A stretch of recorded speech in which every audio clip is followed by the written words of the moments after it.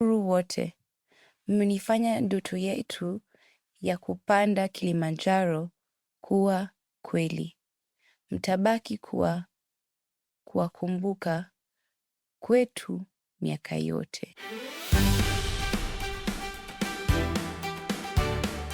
In 2020 as part of the Timothy Put the Kettel On series. It's been re-edited and remastered as a bonus episode for Talking Hospitality. The episode features host Timothy R. Andrews and Sarah Kettel with special guest events guru and author Paul Cook, who shares his inspirational story of climbing Mount Kilimanjaro. I'd like to thank our sponsors, Hospitality Jobs UK, HJ UK, the UK Specialist Job Board and talent attraction platform dedicated to the hospitality, care, leisure, entertainment, attractions and retail sectors, and Graphic Kitchen, who put your storytelling into your brand.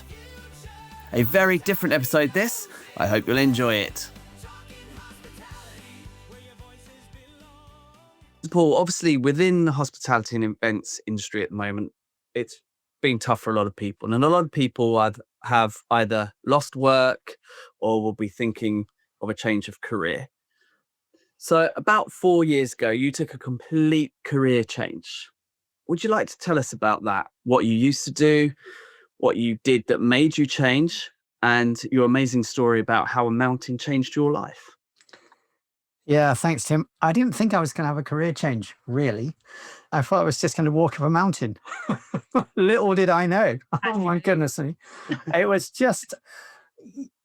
one of those things where it's very easy to say, yeah, one day, yeah, we'll climb a mountain. We'll climb Kilimanjaro. Had it always been one of my big ambitions? Not really. It was more other people's ambition than mine.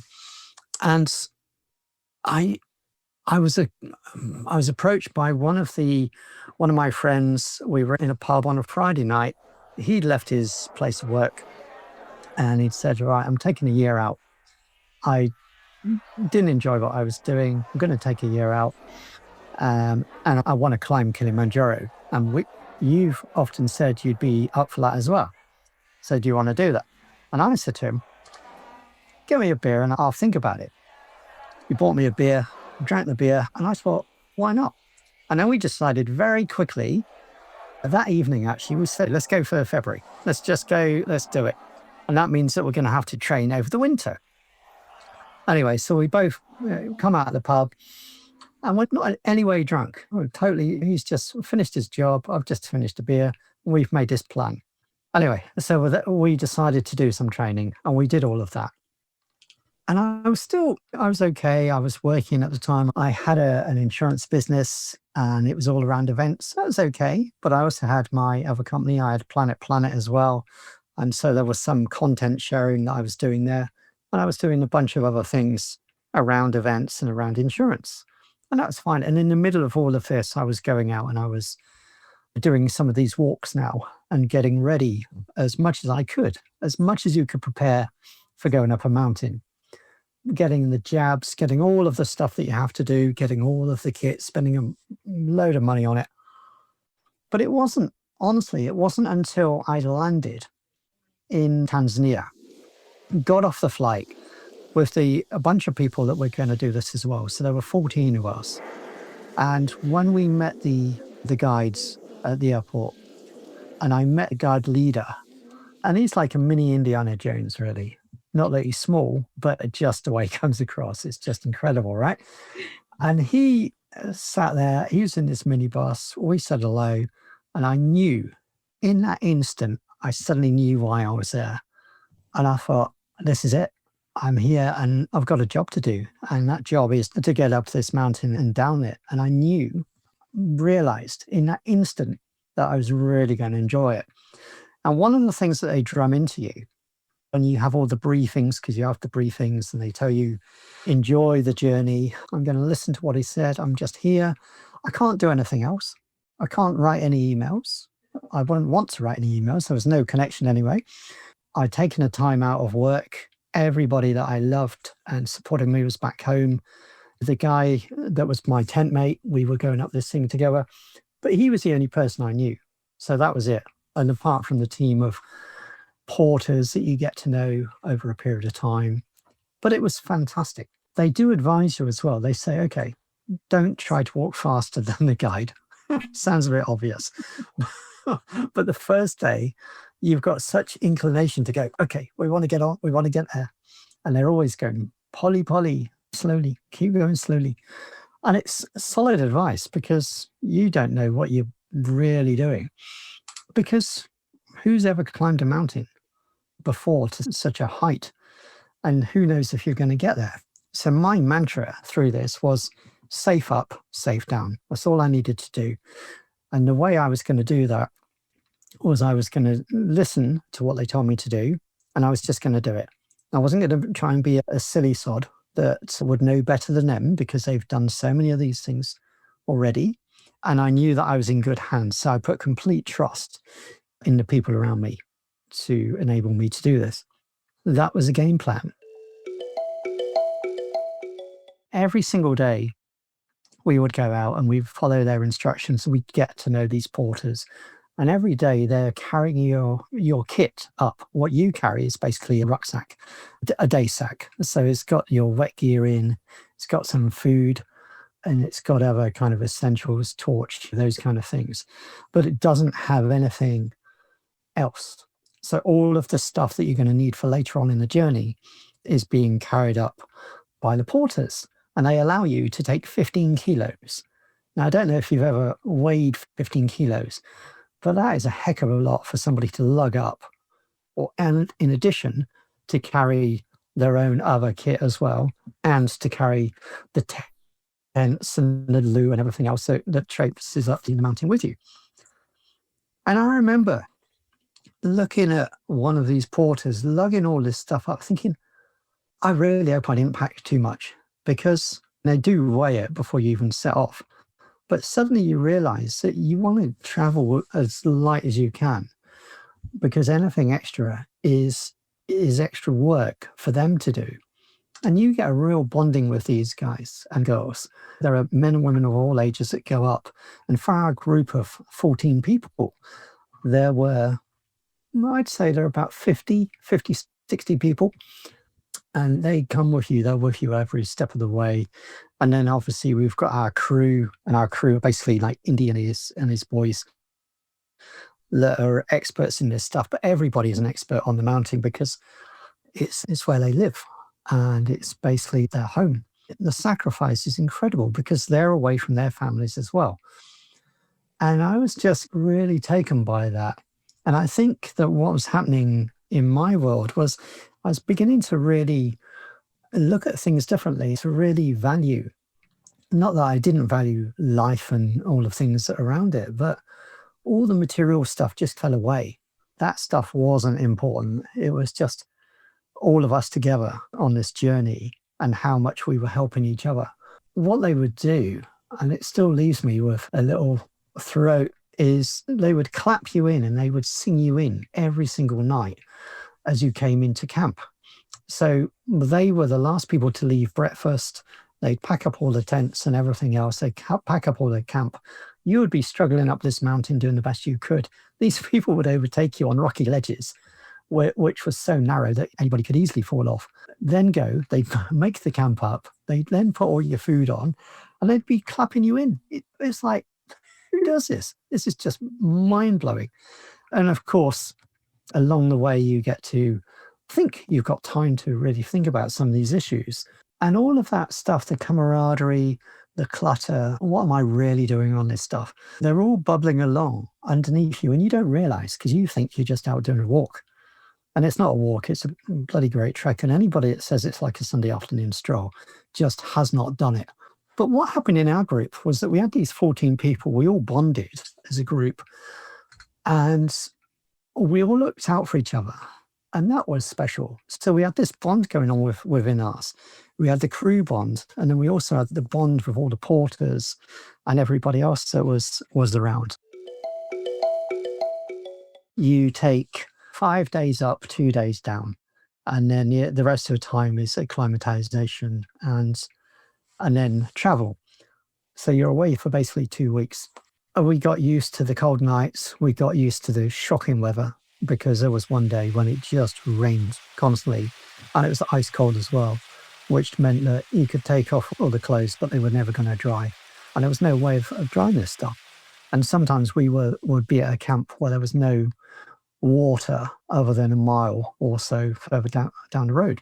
But the porters would just go and get it so that they could wash the dishes. It was just incredible. But when it came to summit night, and summit night is the one that everybody is mindful of, because however bullshit or however pig-headed you may be, summit night is the leveler for everybody. Now, all the while that these porters have been carrying all of your kit, in that kit, there's also been a bag, and you put all of your summit gear into this bag and where it is and what you're going to wear on that night, because you don't have time to think. And this is a big thing because your brain is going to go to mush very quickly. So as you get higher up the mountain, your headaches start, the brain starts to go, you need to be really mindful of those things and just aware that they're going to happen. So what they do is say, we'd walked all the way to the high camp and we'd got there about 9 or 10 o'clock in the morning. And then they basically give you some breakfast and then you sleep. And you sleep for some of that afternoon, but you don't really sleep because you're on adrenaline. You are aware that this big anticipation is going to come. And what are you going to do? And you're going to do your very best to make it, to get up this mountain. And so you have a light supper and then they send you off to bed and you're still not sleeping. I wasn't sleeping. I don't know anybody else that slept. And they wake you up at 11 o'clock at night and you start walking at midnight and you walk through until 8 o'clock in the morning. And the reason is that this is a time of when the mountain is at its hardest in terms of giving you the footing that you need, because if it's warm, it's all shale and stone and you're going to slide all over the place, which is no good to anybody. So the way it was described, it's like going up in a deep freeze, but then you have to come back and you're in a microwave oven because it gets very hot very quickly once you're at the top of the mountain. We were all still together as a group. Nobody had been sent down because people do get sent down earlier on if they're not going to make it. So a lot of people would have gone before this point. But all 14 of us are still together on a final stretch now. So we got woken up at 11 at night. I tell you to put your kit on and then go into the mess tent and you're going to have a cup of tea and something there. Final briefing. And then away you go. We have tea, we have ginger nuts, and then they set us off. But because I'd been late to start, I found myself right at the very back of the group. And that's not where I wanted to be. I wanted to be at the front. And we set off, and it was just horrid. If you can imagine, you're dressed up like a kind of Michelin Man advert. You've got layer upon layer on. You are in pitch black. The only way that you can see is by the light of your head torch. And you know that the excitement and the adrenaline is pumping through everybody. And you want to succeed and you want everybody else to get there. And we step out from our base camp and we start walking. And the wind is blowing a gale at about 45 miles an hour. That doesn't sound a lot. But bearing in mind, at this point, we are 4,700 meters up a mountain. So it's quite something to be blown about. We're having to go in single file and it's minus 18. So your body starts to close down almost immediately because you think, I'm really cold. And the only thing that wasn't cold on me as we journeyed up was, for some bizarre reason, my left hand. Everything else was just frozen as we went up. But I was at the back and the winds are howling and they assigned you with a guide so that somebody would be there with you to give you water and other stuff. And we had a break. After about 45 minutes, we had a break. And the Indiana Jones guy came up to me and said, I'm going to shift you. And I said, why? He said, we don't like you at the back. You hate it at the back. And also the pace isn't enough. He said, you've been at the front all week and you've kept up and that's pulled the whole group up. And I said to him, it's not a race. And he said, yeah, I know. But we do need to still move, even though we've got these hours ahead of us. They know exactly where you should be at each stage, right? So I get moved up to the front, and suddenly I'm feeling much better. Yes, I'm here. Got a guy next to me. I'm feeling better. And we start. So we carry on trudging. And when I say trudge, it's imagine the smallest step that you could ever take. And that's what you're doing. And it must be like a moonwalk almost, because it is so tiny and just there's so much effort that's going in every time just to make the most simplest of steps. But the hours are rolling on. The darkness is pitch. There's no moonlight. There's nothing to guide you other than the head torches and your guide. And you are aching all over. It's just another way. And the wind has not let up. The cold hasn't got any better. In fact, it's got worse. And there's just no end in sight.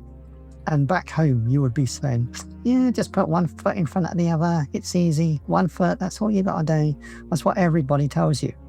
And yes, you can't criticize them for giving you that advice. But your brain is mush. And all you can do is just keep on going. But it is so hard. It is so hard. But I kept on going. And then I got to a point where I started to cough.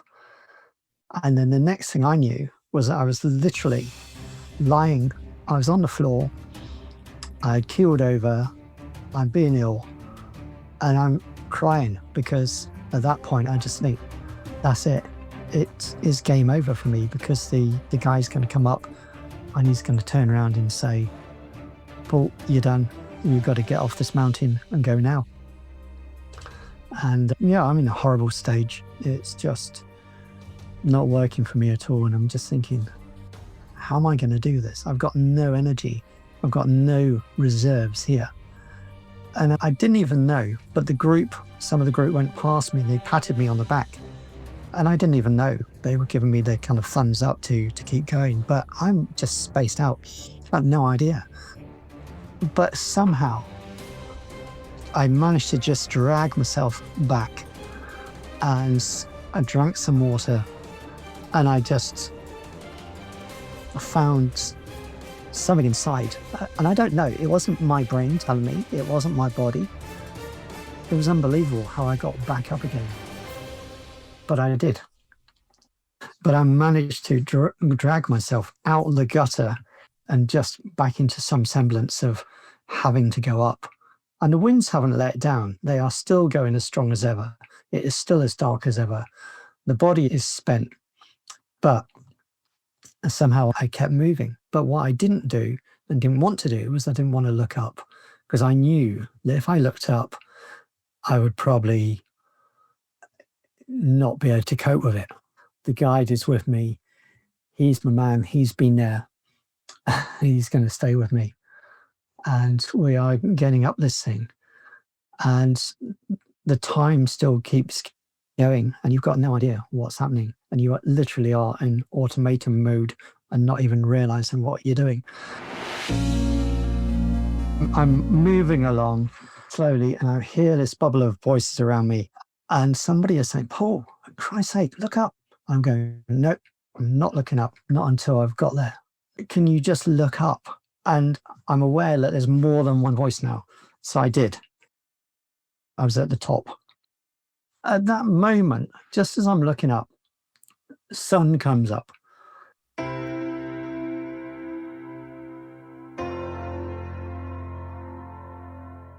And the sunrise starts. And it's like amazing. I can see around me, and suddenly the whole thing has become that much clearer.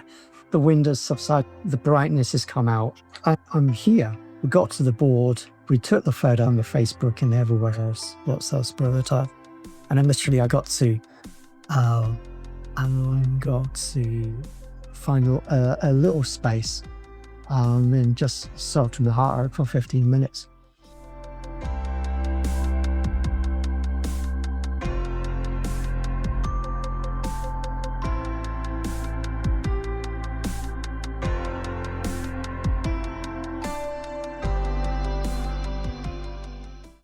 I sobbed because it was such an achievement. But I thought of all the people that had helped me get there, all the people back home, all the people that had been on that crew and those porters and everyone else. And it was just amazing.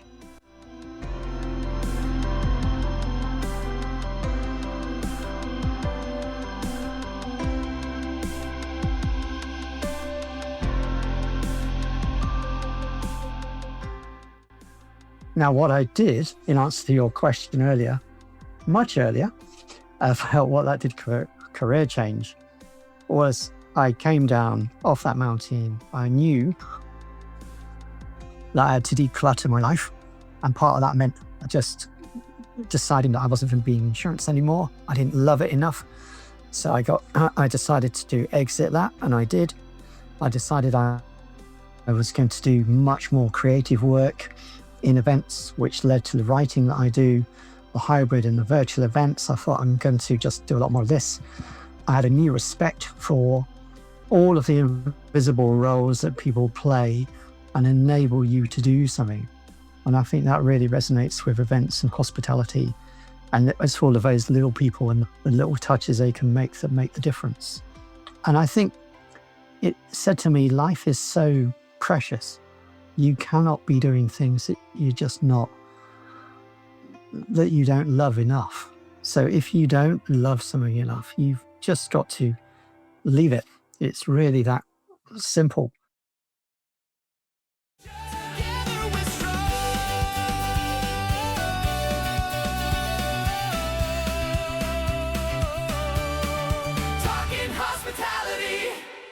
Reporters Thank You by Paul Cook. Thank you, each and every one of you. You made our dreams of climbing Kili come true. You looked after us and took away our fears. You will live in our memories for years and years. Wote, mmenifanya ndoto yetu ya kupanda Kilimanjaro kuwa kweli. Mtabaki kuwakumbuka kwetu miaka yote.